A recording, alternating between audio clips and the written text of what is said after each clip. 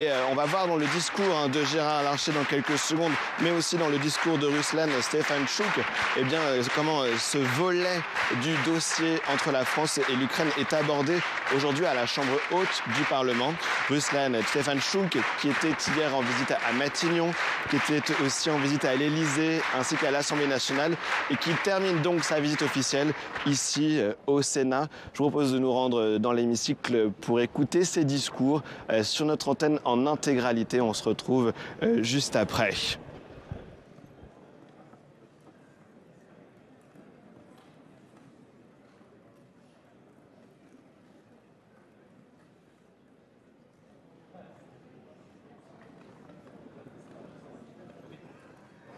À cette séance solennelle, on le disait, une séance inédite, une séance historique.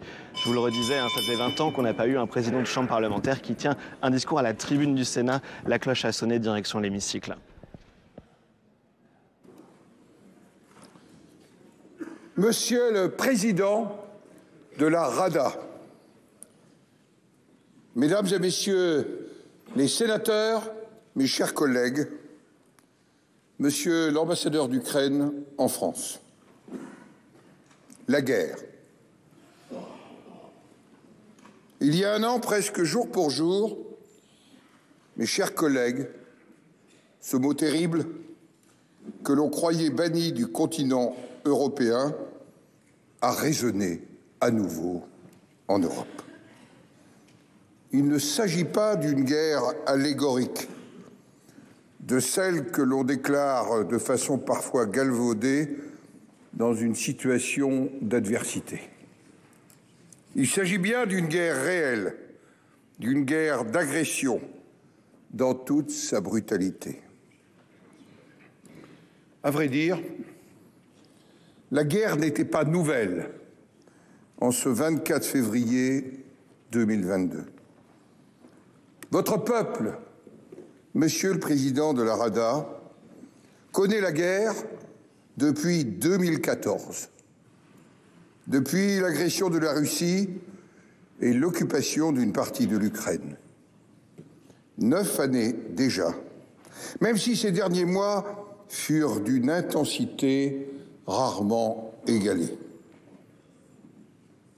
Ce qui a changé, à partir du 24 février 2022, ce fut la mobilisation inédite des soutiens de l'Ukraine dans le monde, au sein de l'Union européenne et en France, depuis le sommet de l'État jusqu'aux simples citoyens, sans oublier nos collectivités territoriales.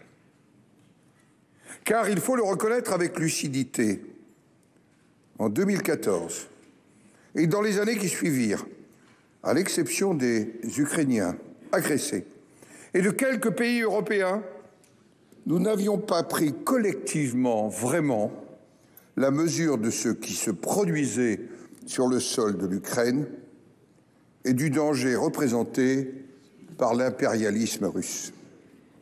Ce passé, fait d'irrésolution, est désormais derrière nous. Votre cause est devenue la nôtre, parce que nous savons que l'Union européenne ne sera pas en paix si la Russie était victorieuse en Ukraine. Nous n'avons qu'un objectif et un seul, que demain l'Ukraine soit libérée. La fermeté de l'engagement des pays vous soutenant, dont la France, fait ses preuves. La décision de livraison de chars AMX-10 RC par notre pays, comme celle des canons César, puis la décision de livraison de chars lourds par d'autres États, ont constitué un tournant supplémentaire dans la détermination collective à vous soutenir. Cet engagement est appelé à perdurer et à ne pas faiblir. Nous formons le vœu que la France, dans le cadre d'une aide militaire cohérente, concertée avec ses partenaires, continue d'apporter une contribution substantielle à votre système de défense pour mieux protéger les populations civiles et vos installations stratégiques et vous aider à résister et à reconquérir le territoire de l'Ukraine internationalement reconnu.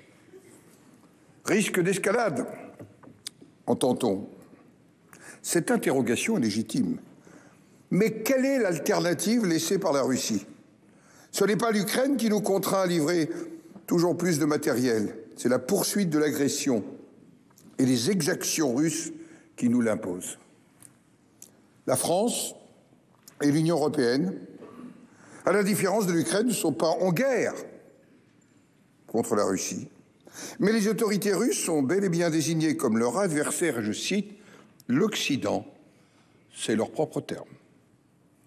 Dans ces circonstances, l'Ukraine doit non seulement être en capacité de résister, mais aussi de prendre l'avantage stratégique.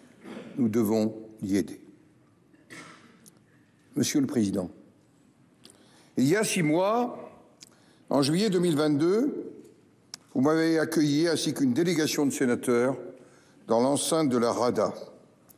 Et vous m'avez donné l'occasion de prononcer un discours en séance plénière devant tous les parlementaires. Peut-on se figurer un Parlement réuni régulièrement, mes chers collègues, sous la menace permanente des alertes à l'approche de missiles destructeurs? Tel est le quotidien de nos collègues parlementaires de la Rada. En résistant, les Ukrainiens démontrent que l'héroïsme n'est pas la vertu des causes désespérées. Je souhaite, mes chers collègues, qu'à cet instant nous nous levions pour rendre hommage au courage de nos collègues parlementaires de la Rada, à l'instar de tous les Ukrainiens, et que nous les applaudissions.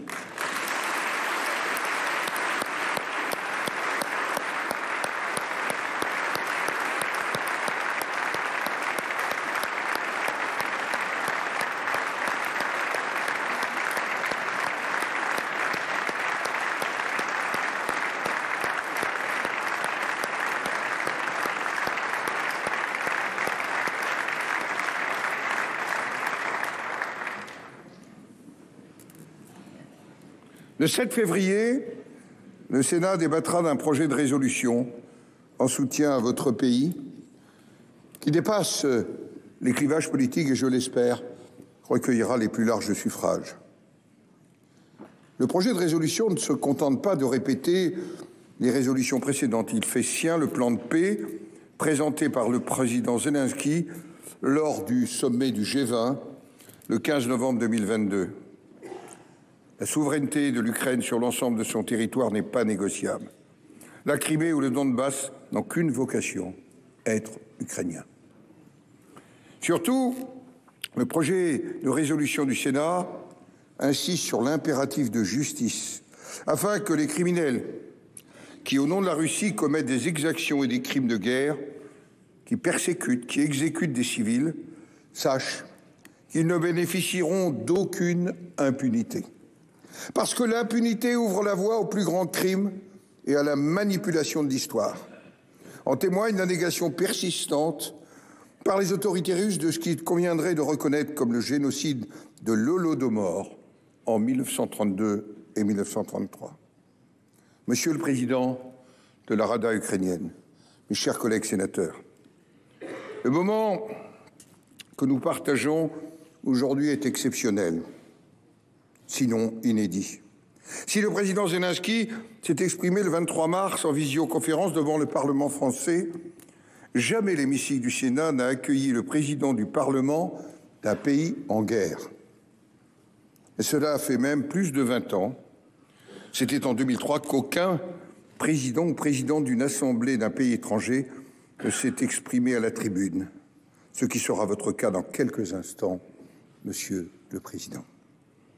Seuls le président du Bundesrat allemand et la présidente du Parlement européen ont eu par le passé cette opportunité. C'est bien la dimension européenne qui est en ce moment conférée à cette tribune. C'est dire le degré d'amitié et de confiance que le Sénat témoigne à la Rada et à son président. Oui, vraiment, vive l'Ukraine, vive la République et vive la France.